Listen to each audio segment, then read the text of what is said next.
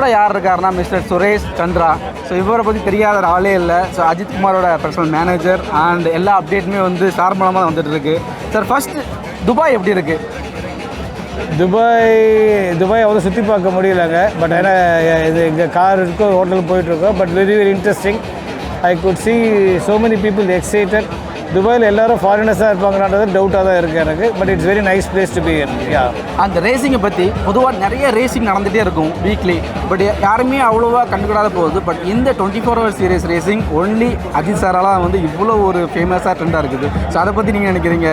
So very happy and proud to know this.